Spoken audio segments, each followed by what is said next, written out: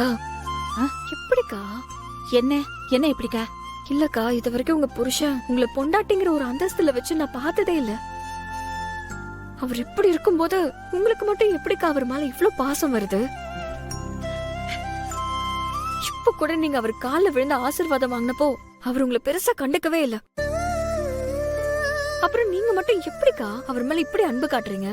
இந்து, நான் அவரை கல்யாணம் பண்றப்பவே அவங்க ரொம்ப வசதியான குடும்பம். ஆனா எங்க வீட்டுல பார்த்தா 3 வேளை சாப்பாட்டு கூட வழி இல்லாத ஒரு ஏழை குடும்பம். அப்படி இருந்தோம் தீனா மாமா இந்த பொண்ணு தூரத்து சொந்தம்னு சொன்ன ஒரே காரணத்துக்காகத்தான் எங்க கிட்ட வசதி வாய்ப்பு எதுவுமே எதிர்பார்க்காம என்ன கல்யாணம் பண்ணிக்கிட்டாரு. அது மட்டும் இல்லாம இப்ப எங்க அம்மாவையும் தங்கச்சியும் இதே வீட்டுல தங்க வைக்கிறதுக்கு சரின்னு சொல்லிருக்காரு. இதுவே இந்த இடத்துல வேற ஒரு மாப்பிள்ளையா இருந்திருந்தா இப்படி எல்லாம் பண்ணிருப்பாங்களா? இந்து, நீ கொஞ்சம் யோசிச்சு பாரு. அது எல்லாம் சரிக்கா, ஆனா அவர் உங்களை சரியா மதிக்க கூட இல்லையே. அப்புறம் எப்படிக்கா நீங்க அவர் கூட சந்தோஷமா இருக்க முடியும்? அது எல்லாத்துக்குமே காரணம் எங்களுக்கு ஒரு குழந்தை இல்லைங்கிறது தான். அதனாலதான் அவர் என்கிட்ட இப்படி நடந்துக்கிறாரு. ஆமா இந்து, என்னதான் அவர் என்கிட்ட கோவப்பட்டாலும் என்ன தவிர வேற எந்த ஒரு பொண்ணையும் ஏறெடுத்து கூட பார்க்க மாட்டாரு.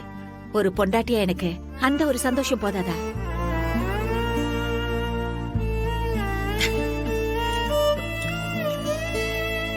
ஜெயந்தி அக்கா, அவங்க புருஷனை இந்த அளவுக்கு விட்டு கொடுக்காம பேசுவாங்கன்னு நான் நினைக்கவே இல்லை.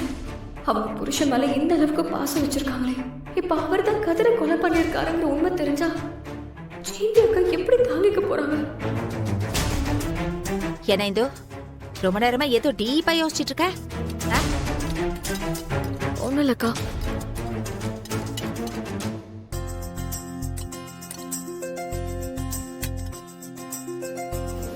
அக்கா கொடுத்துட்டு வந்துடுறேங்க. மாமா எடுத்துக்கோ. சரிங்க மாமா. மாமா பாயசம் எடுத்துக்கோங்க. எனக்கு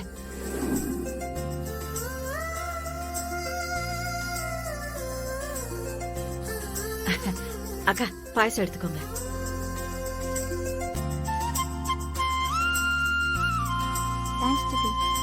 இந்து எடுத்துக்கோ.